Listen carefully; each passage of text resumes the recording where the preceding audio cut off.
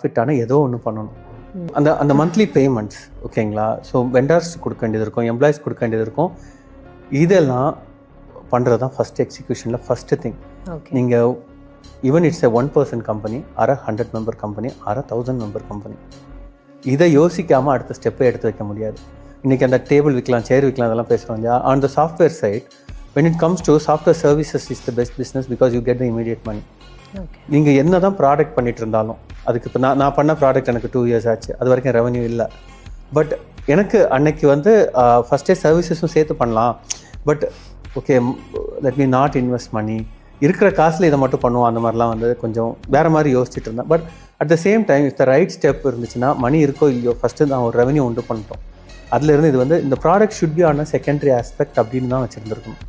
இந்த காசை வச்சு நான் அதை பண்ணுறேன். வென் மணி கம்ஸ் இல்லை ஃபண்டிங் ஒர்த்தும் பண்ணலாம் ப்ராடக்ட். ஏன்னா product is a 10 years business. அன்றைக்கி தெரியாது. நான் சொன்ன மாதிரி தான், ஒரு விஷயம் இதாகணும்னா அதை ஸ்கேல் பண்ணி அடுத்த லெவல் எடுத்துகிட்டு போனால் 10-20 வருஷம் ஆகணும் ஒரு பிஸ்னஸ் மாறுறதுக்கு.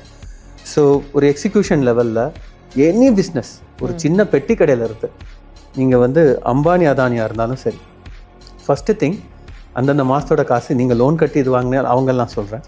பட் இந்த லோக்கல் சைடில் உங்களோட பிஸ்னஸ்லேருந்து அந்த ரெவன்யூ வருது. Even when we say like Ambani Adani அவங்க லோன் வாங்குறோன்னு பேசுகிறோம் இல்லையா, இந்த சின்ன கடைக்கும் அவங்களுக்கும் ஒரே ஒரு விஷயம் தான் வந்து காமனாக சொல்லுவேன். You take loan.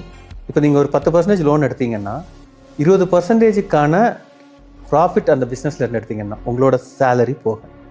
when I say profit, it is after your salary. இதெல்லாம் நான் பண்ண மிஸ்டேக்ஸ்.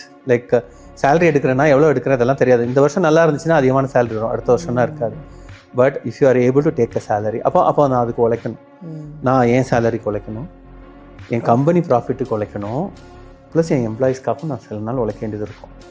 ஸோ இது எல்லாத்துக்கும் உழைக்க நான் ரெடியாகி இந்த எல்லா காசும் வந்தால்தான் அந்த எக்ஸிக்யூஷன் ஃபஸ்ட்டு ஸ்ட்ரீம்லைன் ஆகுதுன்னே அர்த்தம்.